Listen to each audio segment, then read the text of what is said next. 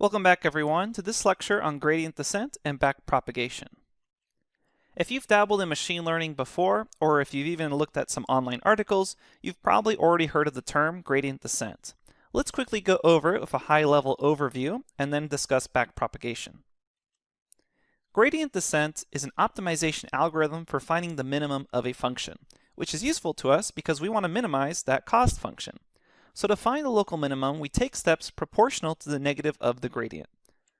Let's go ahead and go through a very simple example in just one dimension. So basically what we have here is our cost on the y-axis, so the result of that cost function, and then on the x-axis we have a particular weight that we're trying to choose. So remember, we end up choosing a random weight in the beginning. So let's say that blue point initiates that random weight that we chose. And we want to somehow choose a weight that's going to minimize that cost. And we can see here just visually in one dimension, that's basically at the bottom of that parabola. So the way gradient descent works, in just a high-level overview, is that you end up taking the gradient, which we know is the derivative of the function at that point, and then seeing which way it goes in the negative direction. And then we end up taking, step by step, a descent along that gradient until we finally see that we get that minimum in our cost. So we see here just visually what the parameter value to choose to minimize our cost is. So finding this minimum is really simple for one dimension, but our cases we're going to have a lot more parameters, so we're not going to be able to do that visually or with such a simple diagram, meaning we're going to need to use built-in linear algebra libraries that our deep learning library will provide. Using gradient descent, we can figure out the best parameters for minimizing our cost. So for example, finding the best values for the weights of the neuron inputs. And we're going to go a lot more into the mathematics behind gradient descent when we actually go through the math example. So now we just have one issue to solve, and that is how can we quickly adjust the optimal parameters or weights across our entire network?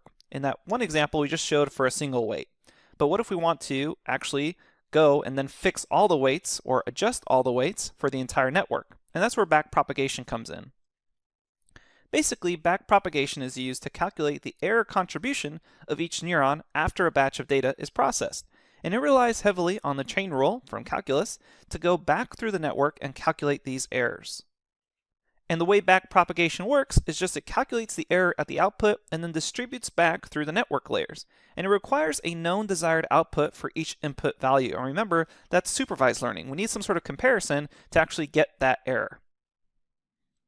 So the implementation of backpropagation is going to be further clarified when we dive into the math example because it really relies heavily on the chain rule and derivatives, and it's not something that really works with slides. So instead, we'll kind of show you by hand how this entire process works. But now that we've finished off our very high-level overview of the theory behind neural networks, let's go ahead and get a quick discussion of TensorFlow's Playground, which is a really fun website that allows you to kind of visually see a lot of the aspects we've been talking about through the previous lectures. Thanks everyone, and I'll see you at the next lecture.